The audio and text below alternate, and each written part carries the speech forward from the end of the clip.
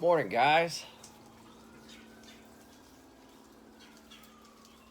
My Jays are out feeding.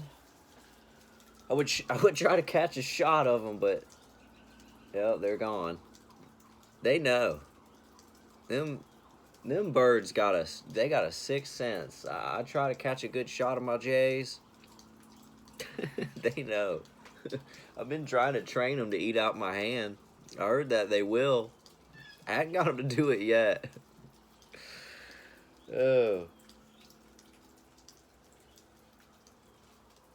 y'all, I saw on the social media, and I guess they decided to rule Kurt Cobain's death as a homicide. I mean, real shocker, right? I'm sure, a lot of us are already figuring that. Um, I wonder how they did that. I really didn't go into all the details of it. I honestly try not to get into too much of mainstream news. That just gave me an idea, though. And it even ties into what I said yesterday about I wonder how many cold cases you could uncover that specifically relate to like secret society smear campaigns. So many people have gone missing; they just vanish. And what happens is these groups that are in these towns convince everybody, oh well, they were crazy, or they were druggies, or there was something wrong with that person. And so what ends up happening is the town is just like, oh well, good riddance, and then that's it, and they're used to that being the case. No, I wonder if they looked into the if any life policies that might have been taken out on Kurt. Maybe not long before his death. Maybe around 3 years before his suicide. Just around that time that suicide clause is over. Or maybe right around the time when the policy's fully funded. I mean, I don't know. There's different details on each policy, but I really, in my opinion, I don't think it should be legal for anybody to take out a life policy against somebody unless they're like, immediate family. And then there should be certain rules that the person who's getting the policy taken out must know. It's wild how much life insurance fraud goes on. And they've been able to get away with it and get rich doing it.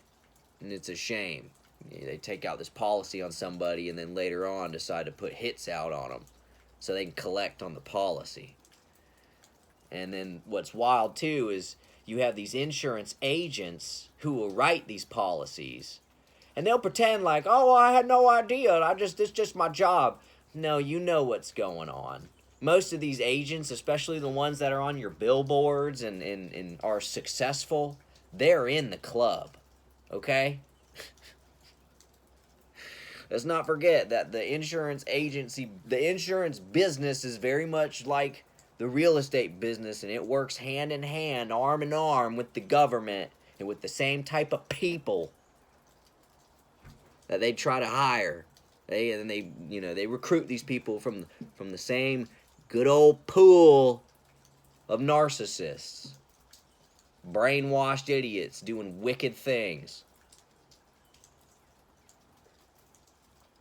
So yeah, I bet they looked into that a little bit. If they didn't, they ought to. I bet they'd probably be like, "Oh man." A good question with these tragic suicides and all that. You just think about it. Who benefits from their death? I mean, that's one good question to ask. When so and so dies, who made a bunch of money when they died? Or who got a way better job? Or ended up becoming even more famous or whatever. It don't take Sherlock Holmes to figure any of this stuff out. That's for sure. It's just there's been a bunch of people who don't want to ask the questions, who are in the positions that need to be asking the questions. Oh, it's a simple case here, guys. Case solved.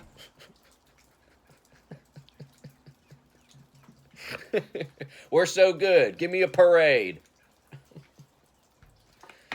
Disgusting.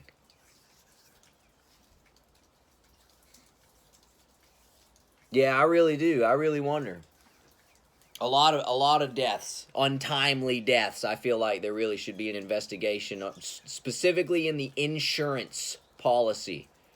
See what kind of if there was any life policy on the deceased, what kind it was, when it was taken out, who the beneficiary was, what bank accounts that the money got dispersed to. That kind of type stuff.